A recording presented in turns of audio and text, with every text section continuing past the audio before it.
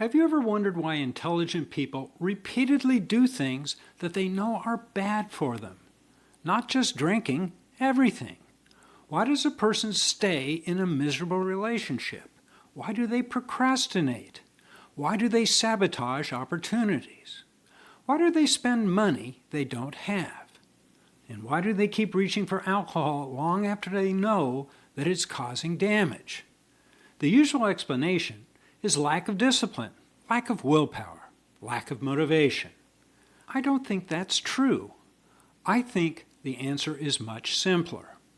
I'm Dr. Donald Crow. I practiced medicine for 40 years, and I've been sober for the last 28. During my career, I had an ample opportunity to see people do things that they knew weren't good for them. Then I would come home and open a bottle of wine or two, knowing that it was bad for me as well. So I don't think that it's a question of willpower or motivation. I think the answer is much simpler. People do what they believe, not what they say they believe, not what they wish they believed, not what they post on social media. They do what they actually believe. And once I understood that principle, it changed not only my own sobriety, but virtually every aspect of my life. For years, I told myself that I wanted to stop drinking. I meant it. I wasn't lying. Every morning, I genuinely wished that things were different. I wanted the consequences to disappear. I wanted the anxiety to disappear. I wanted the shame to disappear. I wanted to be the kind of person who didn't need alcohol. But every evening, I drank. That simple fact forced me to confront an uncomfortable truth. My actions and my words were telling two different stories. And when there is a conflict between what a person says and what a person does, the behavior tells the truth. My behavior revealed something that I did not want to admit. I believed alcohol helped me. I believed it relieved stress. I believed it reduced fear. I believed it made life more tolerable. I believed it made good times better and bad times bearable. Intellectually, I knew alcohol was damaging me. But on a deeper level, I still believed it was helping me. And those deeper beliefs always won. This realization changed the way I thought about human behavior. It also changed the way I thought about recovery. Most people approach recovery by focusing on actions. Don't drink, avoid triggers, attend meetings, build routines. All of those things are valuable. But eventually, I discovered that every action is rooted in a belief. The belief comes first. The action follows. If I believe exercise improves my life, I run. If I believe it is pointless, I don't. If I believe honesty is important, I tell the truth.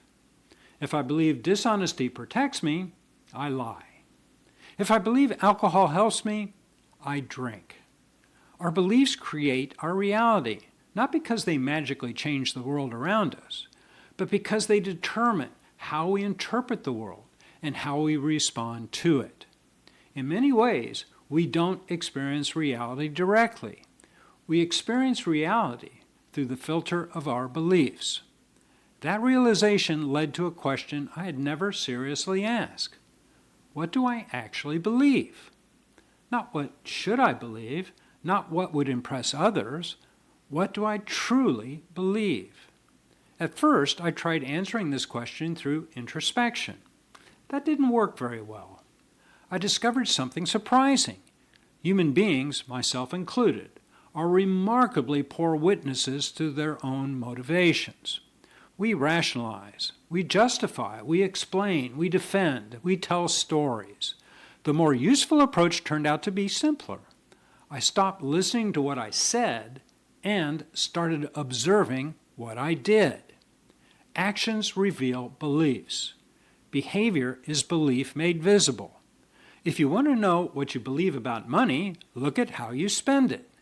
If you want to know what you believe about health, look at how you treat your body. If you want to know what you believe about relationships, look at how you interact with other people. And if you want to know what you believe about alcohol, look at what happens when stress, boredom, loneliness, frustration, or celebration appears.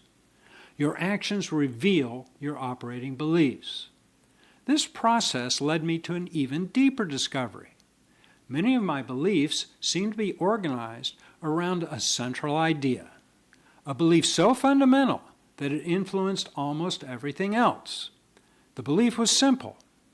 I was not okay. Not secure enough, not good enough, not safe enough, not complete enough. And this belief generated fear, and that fear influenced my decisions.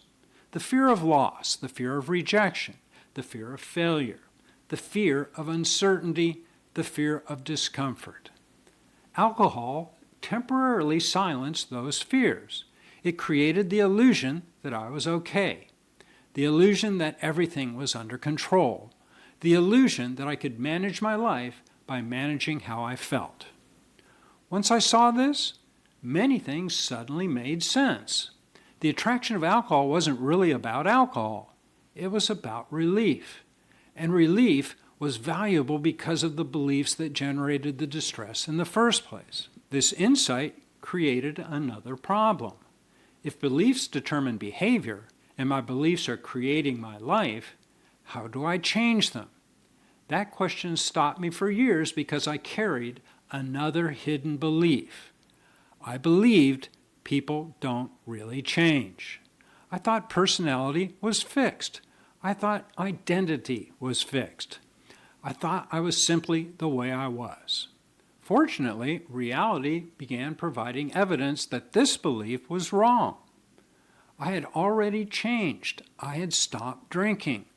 At one time, I believed that was impossible. Then I did it. If one belief could change, perhaps others could as well.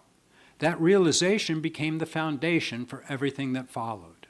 I discovered that beliefs rarely change because of argument. They change because of experience. More specifically, they change through repeated actions. Suppose I believe I cannot run a mile, and then I run a mile. That belief begins to weaken. Suppose I believe I cannot stay sober for a week. If I stay sober for a week, the belief begins to weaken. Suppose I believe I cannot live without alcohol.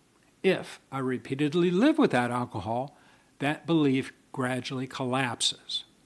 Action is the hammer. Beliefs are the stone. And repetition is what does the sculpting. This process is slow, sometimes maddeningly slow, but it works. The deepest part of the brain eventually accepts what repeated experience teaches them. What was once foreign becomes familiar. What was once uncomfortable becomes normal. What was once impossible becomes routine. Over time, I realized that recovery was not merely the process of removing alcohol. It was the process of identifying and replacing beliefs. I discovered that some of my beliefs were useful, some were destructive, and some were simply outdated. But all of them deserve to be examined. 28 years into sobriety, I'm still doing this. I still discover beliefs that no longer serve me. I still find assumptions that create unnecessary fear. I still catch myself operating from the old programming. The difference is that today I know I have options. I know that beliefs are not permanent. I know they can be challenged. I know they can be tested, and I know they can be changed. If your life feels stuck, perhaps the problem is not your circumstances. Perhaps the problem is not your willpower. Perhaps the problem is not your intelligence. Perhaps the problem is simply that some of your beliefs guiding your life are no longer serving you. If that's true, the solution is not self-criticism. The solution is honest observation. Look at your actions, look at your choices, look at your patterns. They will tell you what you truly believe. And once you know what you believe, you can begin the work of changing it. For me, that journey began with alcohol, but it has become something much larger. The discovery that I have some influence over my beliefs has ultimately given me influence over my life. It started as a simple choice not to drink. Over time, it became a choice about how I wanted to live, a choice about what kind of man I wanted to become, a choice about whether fear would continue to dictate my actions or whether I would learn to live differently. I don't claim to have mastered this process. In fact, I suspect it never ends. I'm still changing. I'm still learning. I'm still discovering beliefs that need refinement. But I no longer believe that change is impossible. I no longer believe that I am condemned to repeat the same patterns forever. I no longer believe that my future is determined by my past. And that may be the most important lesson sobriety has taught me. The goal was never simply to stop drinking. It was to live a life at peace. And to achieve that goal, I had to become capable of examining the beliefs that created a life I wanted to escape and replacing them with beliefs capable of creating a life worth embracing. When I look back now, I realize that alcohol was not the central problem. It was merely the symptom that forced me to confront a much deeper issue. The issue of what I believed about myself, about other people, and about life itself. And as those beliefs changed, everything else began to change as well. The greatest gift sobriety ever gave me was not freedom from alcohol. It was the discovery that I have a choice in how I live. And that choice begins with the beliefs I choose to cultivate every single day. If you've decided that alcohol is taking more from you than it is giving, and you're ready to do something about it, I've created a 90-day sobriety survival kit. This will help you navigate the first crucial weeks of sobriety and help you reassess your relationship with alcohol, as well as providing you specific strategies for getting to that important 90-day milestone. I've left a link in the description below. Also, to help the channel grow, please subscribe, like, and most importantly, comment below. I'll read them all and I will respond. Also, why not check out this video where I described the 10 lies that kept me drinking an additional 10 years. I'm Dr. Donald Crow, and I'll see you in the next one.